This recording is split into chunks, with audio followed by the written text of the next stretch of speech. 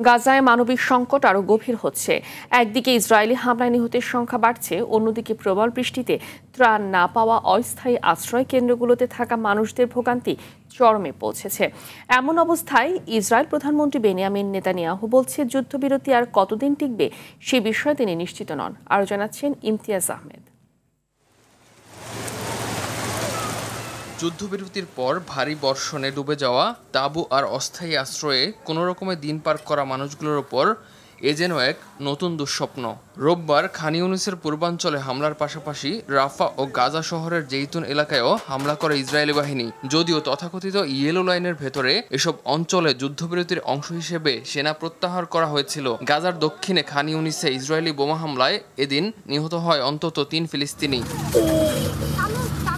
Yellow লাইনের ভেতরে চলা অভিযান, ঘরবাড়ি ধ্বংস, রাতভর গোলাগুলি আর বৃষ্টির পানিতে ডুবে যাওয়া আশ্রয়, সব মিলিয়ে গাজার পরিস্থিতি ভয়াবহ হয়ে উঠছে।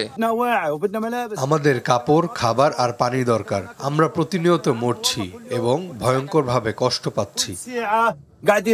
জাতিসংঘ বলছে, যুদ্ধ শুরুর পর গাজার ৮০% ভবন ক্ষতিগ্রস্ত বা ধ্বংস হয়েছে। ভয়াবহ শীত আর প্লাবনে উপত্যকায় অবস্থান করা ১৩,০০০-এর বেশি পরিবার এখন অসহায়। এরপরেও গাজা এখনও তাঁবু এবং অনেক প্রয়োজনীয় সামগ্রী ঢুকতে দিচ্ছে না জায়নবাদীরা।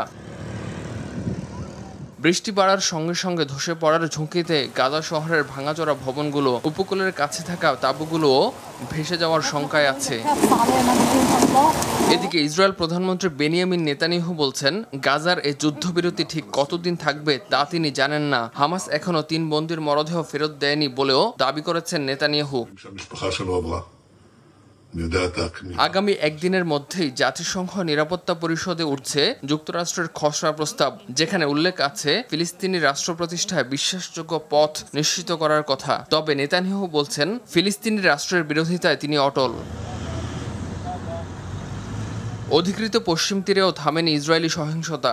গাজায় তথাকথিত যুদ্ধবিরতি চললেও হামলা আর মানবিক বিপর্যয় যেন থামছেই না। ত্রাণ সীমাবদ্ধতা, বন্যা আর ভয়াবহ শীত মিলিয়ে জীবন মৃত্যুর লড়াইয়ে প্রতিদিনই যোগ হচ্ছে নতুন নতুন নাম। ইমতিয়াজ আহমেদ, RTV।